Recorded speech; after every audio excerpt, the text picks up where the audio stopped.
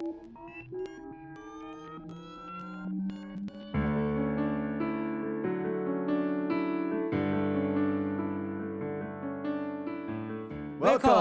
to Healthier Together podcast. From Body and Brain Yoga.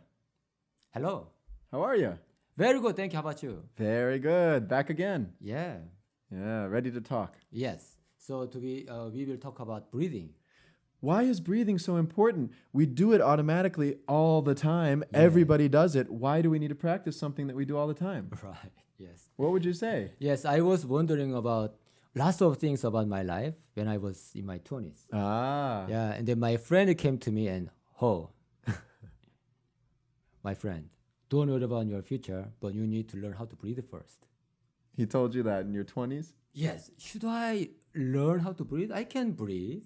Right. And he said, no, honey, you should learn how to breathe first.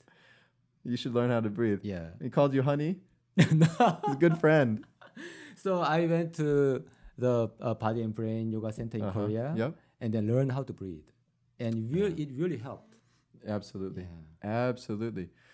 But why does it help so much? I mean, frankly, the truth is we are breathing all the time. Yes. And in some sense, that would make it seem like I don't need practice for this. But the interesting thing is, you think about it, if you learn how to breathe a little bit better, then for 24 hours a day, you're going to get the benefit, even while you're asleep, from having improved, even slightly, maybe the depth. Because breathing is a muscular activity. It also relates to your nervous system. Right. Actually, isn't breathing one of the few ways we can consciously relax our nervous system? Right. So we have a very vital functions in our brain, in our body. For example, blood pressure and heart rate, and also we have body temperature and breathing. Among these things, the thing that we can mindfully control is only breathing. Isn't that interesting? Yeah.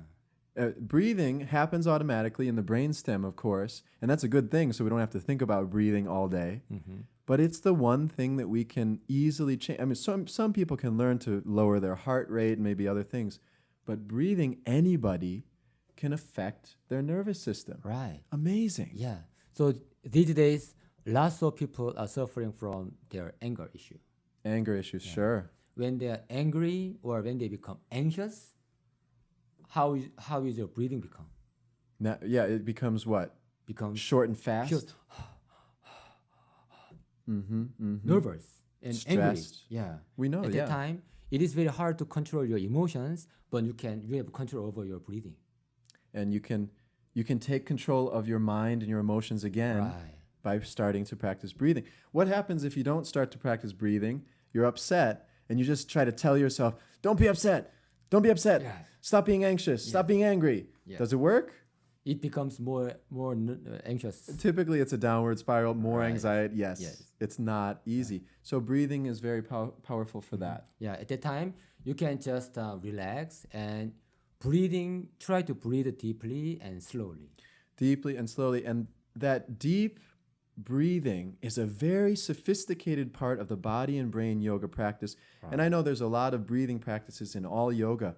But as I mentioned, this tradition from Korea about gathering warmth and energy, a lot of that is done through breathing. Yes. And we call it Dahn-jon breathing. Oh, Dahn-jon breathing. Dahn-jon breathing. So what does Dahn-jon mean? Dahn-jon. What is Dahn-jon? Well, I think you're the Korean expert. There is a Korean word. Perhaps I Dahn-jon. should leave it for you to okay, define. Dahn-jon. What exactly is Dahn-jon? Oh, so Dahn-jon is composed with the two words, Dan and Jon. Dan is life energy. Yeah. So that's the first half is life energy. And Jon is a field. A field, like a field in a farm? Yeah. Yes.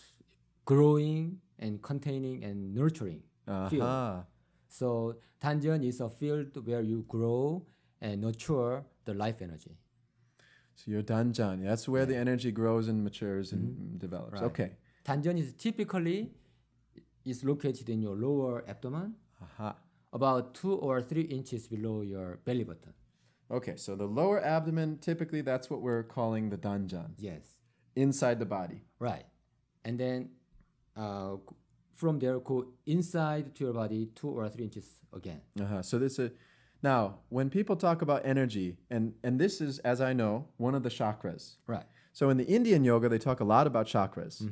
And in this Korean tradition, they talk about chakras, but especially about Dahn-jons. Dahn-jons. And this one is the second chakra. Second chakra. That's right. the lower abdomen Dahn-jon. Sacral chakra. Yeah. Sacral chakra. Yeah. And it's inside the body. So this idea of an energy center, an energy field, is it imaginary? Is it just imagination? Yeah, it is not anatomical. It's not a physical. Right. Organ. Exactly. Right. But can you feel it? Yes, especially when you practice energy, then you can feel it. So it's a real feeling. Real feeling. Real yes. awareness. It's not just philosophy. Yes. So it is all about connection of body and brain. And then how can you connect body and brain? Right. We have to feel the body. We have to be present in the body, right? Right. So we have this idea from the mind. Oh, I need to calm my body. Oh, I need to breathe deeply. And I need to feel better. That's our idea. I want to focus. And our body is different. Oh, I have a tired body and I feel lethargic. I don't want to move my body. How can you connect our mind and body? Yeah. So that is body and brain uses what?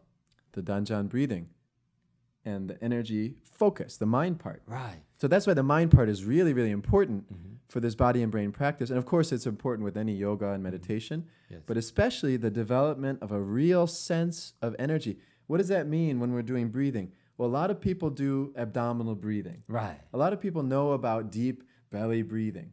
This is a little bit more sophisticated than just abdominal breathing. Right. Because the way that the mind impacts the results. So you use your mind and also you use the energy too.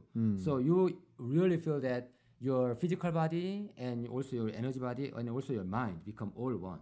You use your mind. Does that mean that it's just a philosophy? No, it is a philosophy and the practical thing. So it's a real You can really practice, feel right? it. You really feel. Yes. So what do you really feel when you're doing Dahn-jon breathing well? You feel become so peaceful. More peaceful, And okay. also you are so concentrated at the same time. And then in this way you can really watch yourself. And physical benefits a lot. A lot of physical benefits. So Yeah. what are the physical benefits of doing this Dahn-jon particular kind of breathing? For example, they become, so flexible. So naturally, and this has been my experience too, you can become more flexible without just tugging on your muscles to try to stretch them out. That actually sometimes being flexible means being centered and being strong and being relaxed. Right. Stiffness, I feel stiff. It is not only about your joint or muscles. Right. Our body is all connected. So the stiffness comes from our abdomen too. Yep. So when you work on your core muscles and when you relax your core muscles first, and then sometimes the benefits go through your whole body. I totally agree. And you can imagine sometimes people have chronic pain and stiffness and even injuries. And then, have you ever had this experience? Something good happens to you. And you feel so happy and relieved. Right. And the physical pain disappears. Yes. Have you cannot ever- feel a physical pain. Have you experienced that? Yes, of I've course. experienced that. I think a lot of people experience that. That should be an awakening. A light bulb should go off. Right. Whoa. Just by an emotional change, my physical symptoms changed. And maybe Right. they're not gone forever, not cured. But it should tell you, my mind is playing a big part in Right. my physical symptoms. Yes. And that doesn't mean that they're not real, but it means that your stress levels, your nervous system, you should practice how to manage that, how to relax that. Right. And also as you do Dahn-jon breathing, then your sympathetic nervous system slow down. And the sympathetic nervous system is the one that does what? The fight or flight.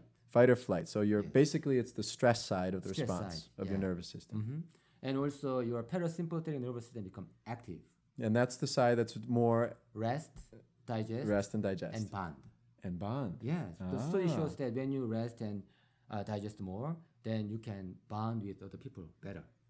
And that gets into a whole nother realm of improvements that we're looking for with the Yes. social, emotional Right, relationship. right. So we don't even have time to get into that. Yeah. But the point is, Dahn-jon breathing can help all of these to get better. Right.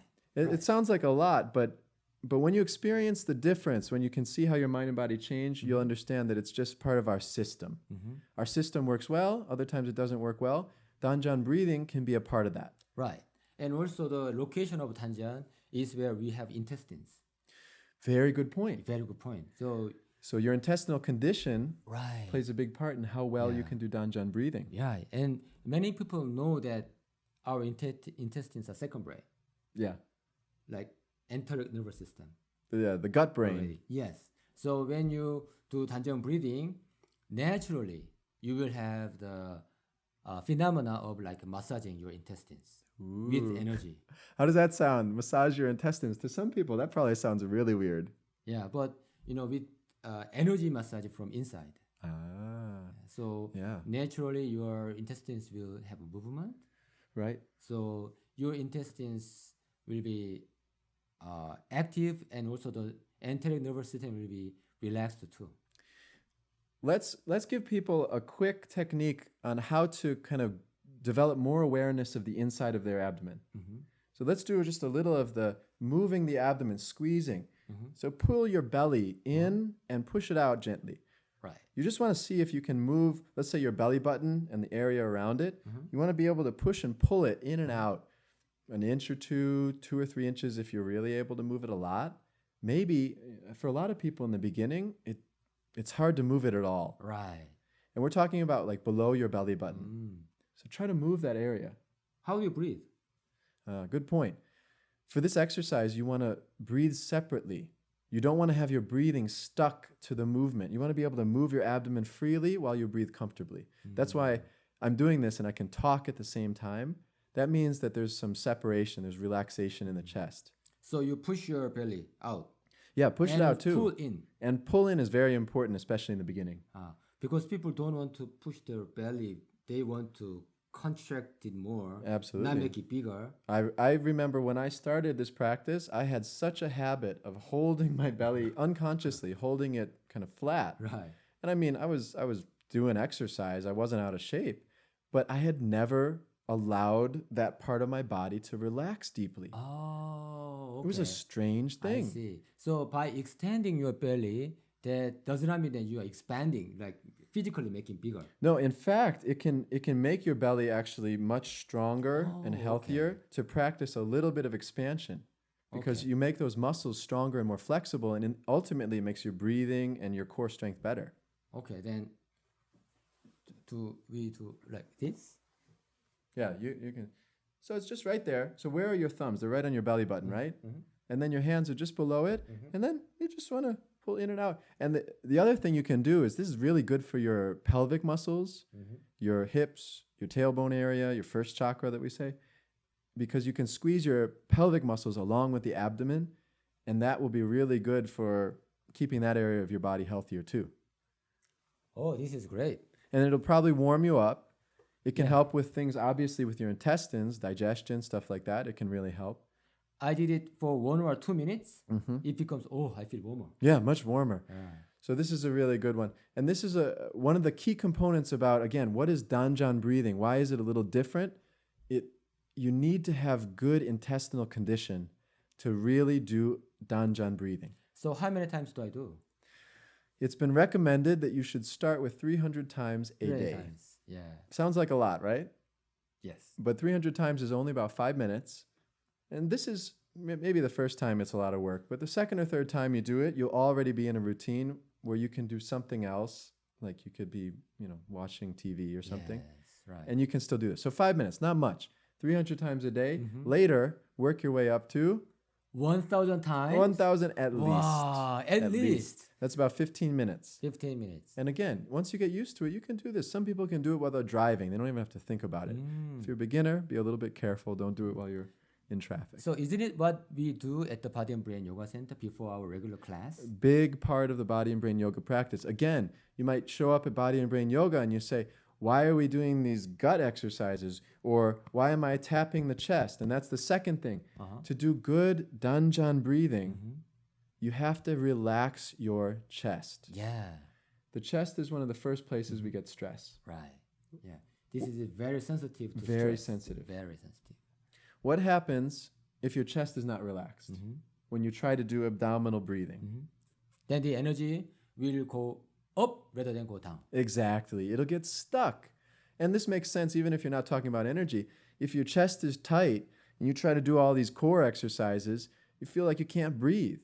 And yet, yeah, you might try to do stomach breathing, but your chest is still tight. So first thing, got to relax your chest and make sure your intestine condition is getting better. Right. And then what happens when you do really good Dahn-jon breathing? What do you feel in your lower abdomen? We feel really fulfilled and strong. Fulfilled and strong. And if you haven't, it might be a little hard to explain how that feels, but basically your body, it just feels good. Feels younger. Really you feel more energy. Younger sounds very good. Honestly, that's my experience, that when your Dahn-jon feels good, when you're breathing well, you feel younger. Yeah, many members after the class, they say that, oh, I feel like I'm flying. You feel like yeah, your body feels lighter. Yeah. It works better. And then internally, a lot of people can feel some heat. Right. So that's one of the keys. If you're doing good abdominal breathing, it's not just the physical movement, it's also the feeling of heat, energy. And then very precisely, there's a little point where all the energy gathers right in that spot in your lower abdomen. So it's a real place that you can feel. Right. And that is also how you know you're doing Dahn-jon breathing. Yeah, and we are filming this in Phoenix. We certainly are. Yeah, and it's very hot. It certainly is. And some people may say that, oh, in this hot weather, I don't want to feel more hot feeling in my Dahn-jon. That's right. But it's not just making you hotter, it's also making your head cooler. So there's a circulation inside. If the hot energy doesn't get directed down to our Dahn-jon, if we're not strong enough in the core, what we say is the hot energy goes up to the head, and then you become a hot-headed person. Oh, nobody wants it. Nobody wants it. It's very uncomfortable. So between the head and abdomen, which one works better when it's hot? Your abdomen works better when it's warm. You know that, right? Yeah. It makes sense. Which one do you want to be cool?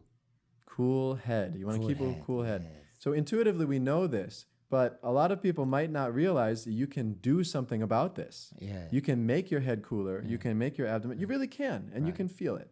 And when you get used to it, then it is not easy. It is not difficult. It's not difficult. It's almost, it becomes second nature. Right. Yeah. But the thing is that you need to keep practicing. Absolutely. So this is, again, wouldn't it be so great if as children or adolescents that this kind of curriculum was part of our studies? Yeah. Part of our lifestyle. I believe that this is something that we want to teach our teenagers. Yeah.